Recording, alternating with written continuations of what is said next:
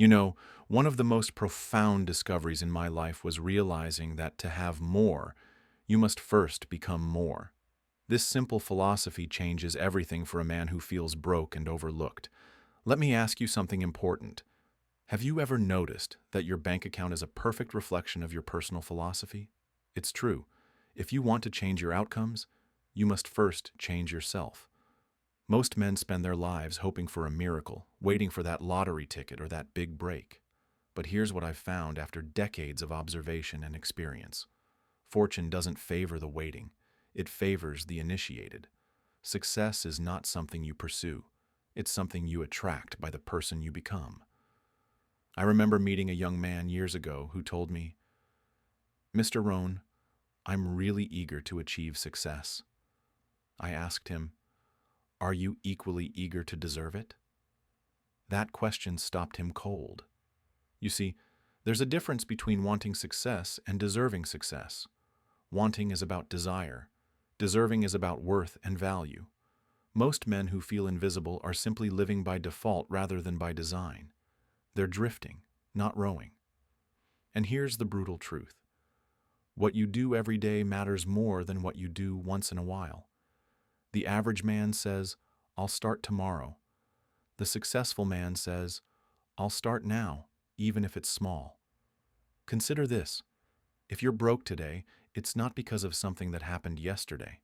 It's because of decisions you've been making for years. The good news? The same principle works in reverse. Think about it. How many men do you know who are financially struggling yet spend hours each day watching television? How many complain about their situations yet haven't read a book in years? How many talk about wanting respect yet do nothing to earn it? Now, I'm not here to judge. I'm here to observe and share what I've learned. And what I've learned is that the distance between where you are and where you want to be is called action, not intention, not hope. Action. Success is nothing more than a few simple disciplines practiced every day. Here are the non-negotiables that transform ordinary men into extraordinary men. First, take full responsibility. No blame, no excuses. When you point a finger at something outside yourself, you give away your power. The moment you say, "This is on me," you regain that power instantly. I remember talking with a struggling business owner who kept blaming the economy, his employees, his competitors, everyone but himself. I asked him, "If you're not responsible for where you are, then who is?" That question changed everything for him. Because when you accept that you are responsible, you also accept that you have the power to change. Second, invest in yourself daily. Most men will eagerly invest in their car, their clothes, or their entertainment, but hesitate to invest in their mind. Yet your income rarely exceeds your personal development. Spend at least 30 minutes every day reading something substantial. Ideas have consequences, and good ideas have good consequences. I've often said that formal education will make you a living, but self-education will make you a fortune. The books you don't read won't help you. The seminars you don't attend can't change you. The disciplines you don't practice won't transform you. Third, manage your time like it's your most precious resource, because it is. Remember, time is more valuable than money.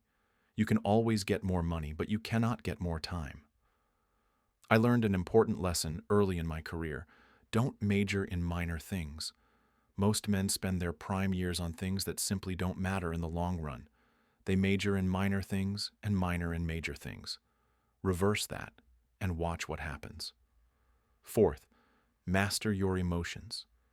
Emotions are powerful servants but terrible masters. The man who can't control his emotions will always be controlled by someone who can. When you feel like quitting, remember why you started. I've seen countless men give up just before their breakthrough moment. They let temporary emotions override their permanent goals. Don't be that man. Discipline weighs ounces. Regret weighs tons. Fifth, set specific, measurable goals. Vague dreams produce vague results. There's a world of difference between saying, "I want to be successful," and saying, "I will increase my income by 20% this year by developing these 3 specific skills and creating these 2 specific opportunities." The respected man understands that service precedes success. Don't ask, "What can I get?" Ask, "What can I give?" Value creation always precedes wealth creation. I remember meeting a young entrepreneur who couldn't figure out why his business was failing.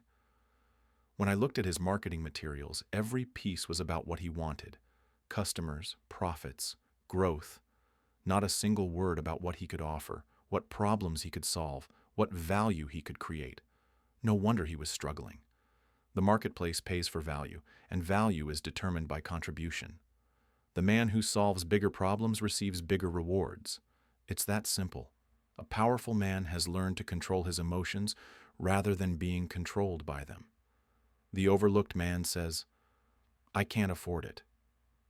The respected man asks, "How can I afford it?" Do you see the difference? One statement closes doors, the other opens them. Most men live in the narrow space between their limited experience and their limiting beliefs. They say, "I've never done that before," or "That's not who I am." The respected man asks, "Who must I become to achieve what I want?" and then sets about becoming that person. Let me share with you the specific habits that transform ordinary men into extraordinary men. Early rising. Wake up 1 hour earlier than you currently do. This single habit has transformed countless lives. That 1 hour invested in planning, reading, or exercise compounds dramatically over time. I once met a man who complained he didn't have enough time to build his side business. When I suggested he wake up at 5 a.m. instead of 6 a.m., he looked at me as if I'd suggested he move to Mars. "I'm not a morning person," he said. I replied, "You're not a successful person either." Something has to change. Harsh? Perhaps. But sometimes truth needs to be direct. Deliberate learning. Read or listen to educational content for at least 30 minutes every day. The books you read and the people you meet will determine the person you become. Choose wisely. Consider this. The average American watches over 4 hours of television daily, but reads less than 4 books a year. Is it any wonder the average American is broke? The correlation between reading habits and financial success isn't coincidental. It's causal. Physical exercise. A strong body contributes to a strong mind. Exercise at least 30 minutes daily, even if it's just walking. Your body is the vehicle through which you experience life. Keep it finely tuned. I remember meeting a highly successful CEO who told me he never missed his morning workout, no matter what. When I asked why it was so important to him, he said, "If I can't keep the promises I make to myself, how can I expect to keep the promises I make to others?" That's powerful thinking. Careful speech. Speak with clarity and purpose. Eliminate complaints, excuses, and idle gossip from your vocabulary. Your words create your reality. Pay attention to the language patterns of successful people versus unsuccessful people. Successful people talk about ideas, goals, and solutions. Unsuccessful people talk about other people, problems, and why things can't be done. Strategic networking. Deliberately build relationships with people who elevate your thinking and challenge your limitations. Remember, you are the average of the 5 people you spend the most time with. I once knew a man who complained about his lack of opportunity. When I looked at his circle of friends, every single one was unemployed or underemployed. "Show me your friends," I told him, "and I'll show you your future." 6 months after changing his associations, he had tripled his income. Financial discipline. Save at least 10% of everything you earn. Pay yourself first. The habit of saving has less to do with the amount saved and more to do with the discipline developed. Most men try to save what's left after spending instead of spending what's left after saving. Reverse that pattern, and you'll be amazed at the results. Continuous planning. Take time each evening to plan the following day. Never begin the day until it's finished on paper. This simple habit puts you in control of your time, rather than at the mercy of it. I learned this from a mentor who achieved more by noon than most people achieved all day. When I asked him his secret, he showed me his daily plan, written the night before, with tasks prioritized by importance. "I never have to decide what to do next," he said. "I just follow my plan." Mindful consumption. Be as careful about what you put into your mind as what you put into your body. The information you consume shapes your thoughts. and your thoughts shape your actions. There's a reason why most successful people limit their consumption of news and social media. These sources often feed fear and negativity, which are enemies of progress and achievement. Servant leadership. Look for ways to add value to others without expecting immediate return. The law of reciprocity ensures that what you give will come back to you, often multiplied. I remember meeting a young salesman who couldn't understand why he wasn't making more sales. When I observed him with customers, I noticed he was always focused on closing the deal rather than solving the customer's problem. Fall in love with helping your customers, I told him, and you'll never have to worry about money again. Constant improvement. Commit to getting a little better every day. Progress, not perfection, is the goal. Small improvements, consistently made, create remarkable results over time. The man who improves 1% daily will be 37 times better by the end of the year. That's the power of compound growth. Now let's talk specifically about financial transformation. If you're broke today, here's how you change that. First, understand that money is a result, not a cause. Money is the reward you receive for creating value in the marketplace. The more value you create, the more money you can earn. It's that simple. Second, develop marketable skills that solve real problems. The marketplace pays for solutions, not intentions or efforts. Ask yourself, what problems can I solve? What skills do I have or can I develop that others will pay for? I remember meeting a young man who complained about his low salary. When I asked him what unique skills he brought to the marketplace, he couldn't name a single one. Why should someone pay you more? I asked. He had no answer. That's when his transformation began. Third, create multiple streams of income. Depending on a single source of income in today's world is like trying to cross the ocean on a boat with one small engine. It might work, but it's unnecessarily risky. Start small.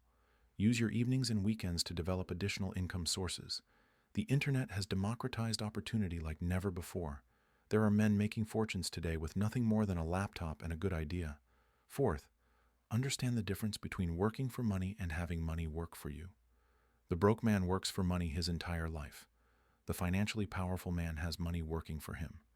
This means investing wisely. It means understanding assets versus liabilities. It means knowing the difference between good debt and bad debt. Most men never learn these distinctions, and their financial lives reflect that ignorance. Respect cannot be demanded. It must be earned. Here's how. First, respect yourself.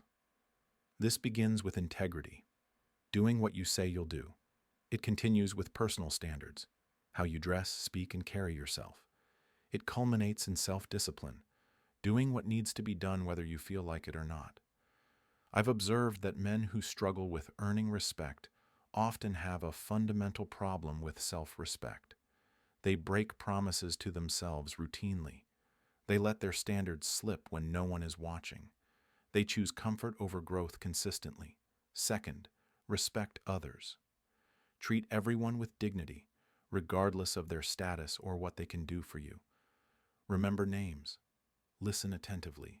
Acknowledge contributions. These simple acts set you apart in a world where genuine respect is increasingly rare. Third, master your craft, whatever it may be. Become so good at what you do that your expertise cannot be ignored.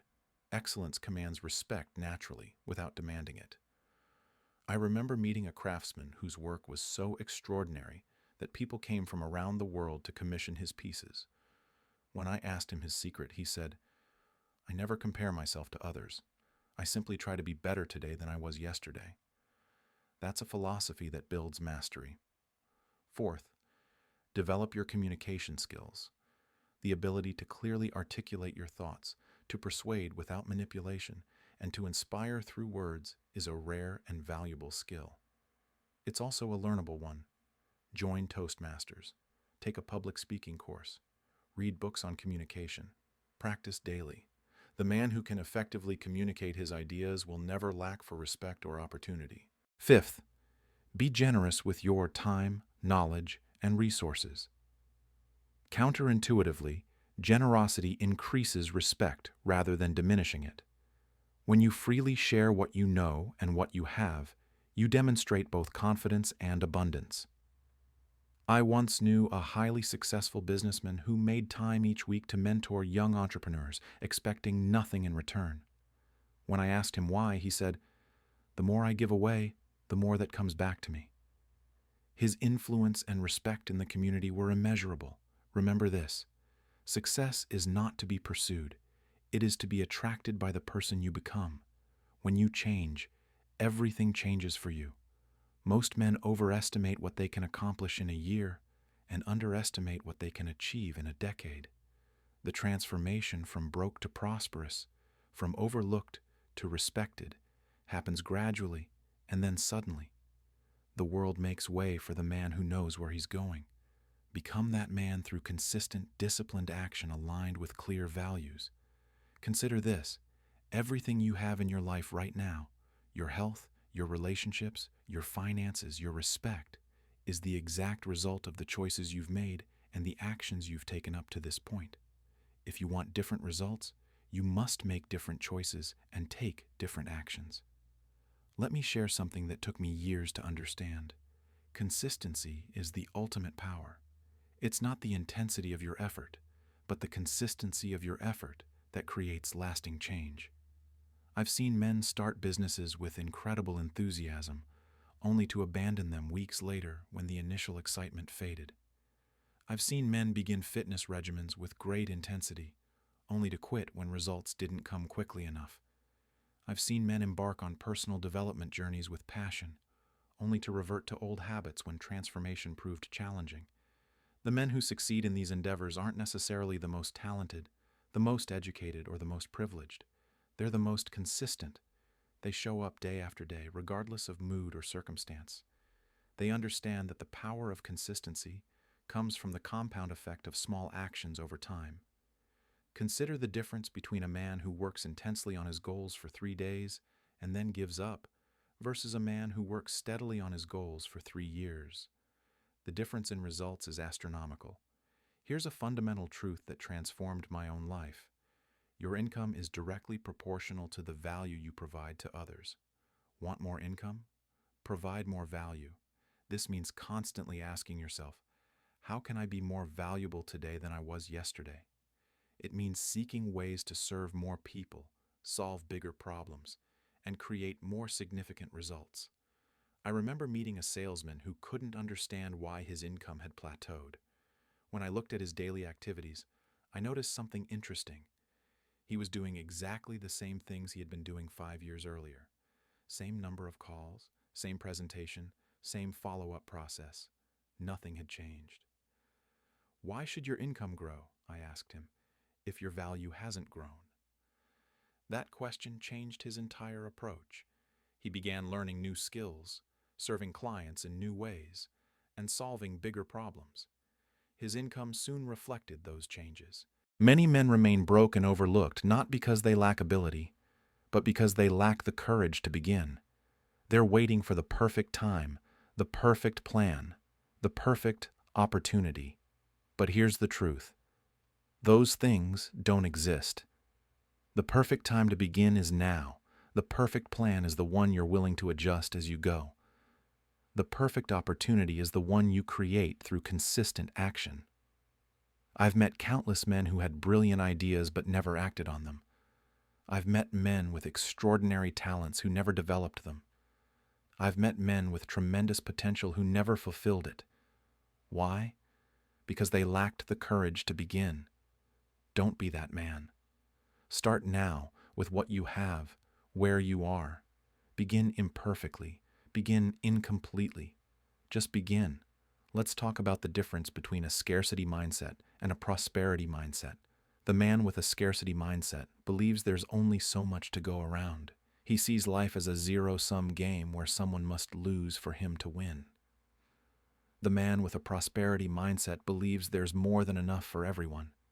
He sees life as an expanding game where new value can be created, where multiple people can win simultaneously. Which mindset do you think attracts money, opportunity, and respect? Which mindset do you think repels them? I've observed that men with scarcity mindsets tend to hoard information, guard opportunities, and approach relationships with suspicion. Men with prosperity mindsets tend to share knowledge, create opportunities, and approach relationships with trust. The irony is clear. The men who try to keep everything for themselves end up with less. The men who generously share end up with more. Let me emphasize something I mentioned earlier. You are the average of the 5 people you spend the most time with. This isn't just a clever saying. It's a profound truth that can either elevate you or limit you. Consider your current associations. Do they inspire you or drain you? Do they challenge you to grow or enable you to remain comfortable? Do they expand your thinking or reinforce your limitations? I remember meeting a young man who complained about his lack of progress. When I asked about his friends, he reluctantly admitted they were all negative, unambitious people who ridiculed his goals. "But they're my friends," he said defensively. "Then you have a choice to make," I told him. "You can stay loyal to your friends and disloyal to your potential, or you can find new friends who support your growth." That's a hard truth, but it's still the truth. The people around you will either raise your standards or lower them. They will either strengthen your resolve or weaken it. Choose wisely. Here's something I've observed over decades of studying successful men. The most respected men are those who contribute the most. They're not necessarily the wealthiest, the most educated, or the most powerful. They're the ones who consistently add value to others' lives. This means shifting your focus from what you can get to what you can give. It means asking, "How can I help?" rather than, "What's in it for me?" It means seeing problems as opportunities to serve rather than obstacles to avoid. I remember meeting a businessman who transformed his struggling company by asking one simple question: how can we contribute more value to our customers? That question led to new products, new services, and a completely new approach to business. Within 3 years, his company had tripled in size. The philosophy of contribution isn't just good ethics, it's good business. It's also the fastest path to respect and recognition. Let me share something personal. My own journey from broke to prosperous, from overlooked to respected, wasn't quick or easy. It involved countless mistakes, setbacks, and moments of doubt. There were times when I wanted to give up, when I questioned whether transformation was even possible. What kept me going was a simple but powerful belief. I could become more than I was. I could learn, grow, and change. I could transform my circumstances by first transforming myself.